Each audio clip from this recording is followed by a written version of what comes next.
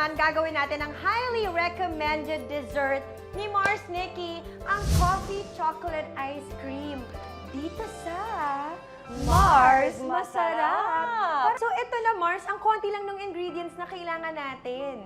Yung mga ingredients natin nakikita lang sa ating bahay. And as you can see, we'll be using this shade of banana today. Okay. Okay, first of all, you have to peel the banana. And we have, feeling ko nabalatan na ang banana. So I'll just peel it on my end. It's right here. At And na-freeze na rin siya. Okay. Ay, perfect dyan, Mars. Perfect. And then, ilagay nyo yun sa blender. Ayan. Okay. Shoot it, Mars. Yes, there you go. Oh. Up next, Okay. na ilalagay natin sa ating banana is the, pili kayo either yung milk, yung chocolate, or yung espresso So powder. pwede na namin ilagay ito. Shoot na namin. Okay, Yeah, go shoot Mars. na together. Let's vault in tayo. Oo, let's Okay. vault them So, in. syempre, kung lalagyan na natin ng milk, hindi na siya magiging vegan, no? Correct. Unless almond milk yan. Oo. Not unless almond or oat milk or Yes. some kind of other milks. Okay, and then nalagyan na namin yung milk, nalagyan na namin yung chocolate at yung espresso. Nakakainis kasi nakikipakain-kain lang siya ng saging niya O, dyan. tapos ano, may point sila. Comment-comment lang din siya. Pero Ganyan. yung coffee, Lalagyan minsan pa kasi natin pag walang espresso, hindi available ng espresso powder, pwedeng gamitin ng mga Mars natin yung... 3-in-1.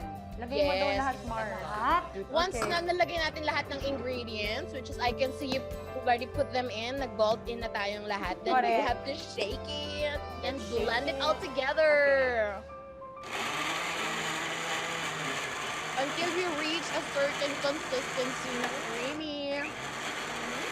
Ayan, perfect. You blend it all Yeah. together. Let's vault in. Alam mo, That's Isabel, it. Alright. perfect sa ano. Ooh. Ayan, perfect. Ayan na. Ooh. ikaw ba, Isabel, ano ba yung favorite mong ice cream? Ooh, anong Mahilig flavor ako. ka ba? Siguro sa cookies and cream. Pero mahilig din ako sa chocolate, kaya super excited ako i-try. Parang siyang smoothie na Nice. Oo, Mars, I think kung gusto mo siya ng parang ice cream levels, fi-freeze mo siya. Well, hindi. Tsaka importante talaga na frozen yung banana. Correct. Okay, here you go. That's true. Okay, Ay. let's try it, guys. Let's try it, Mars, Nicki. Try ko na may banana. Uy, iba Yes. yung nagagawa Gumawa ng rin ano, ako dito sa ha? akin. Iba yung nagagawa ng espresso, Mars. Ang sarap. Just like a coffee cake na very subtle. You know what? Yeah. Sarap. And it feels so healthy. It does. Uy, Mars, Nicki, in fairness, ha, sa paandar na dessert, ah. I love it. Thank you It's so really much. good.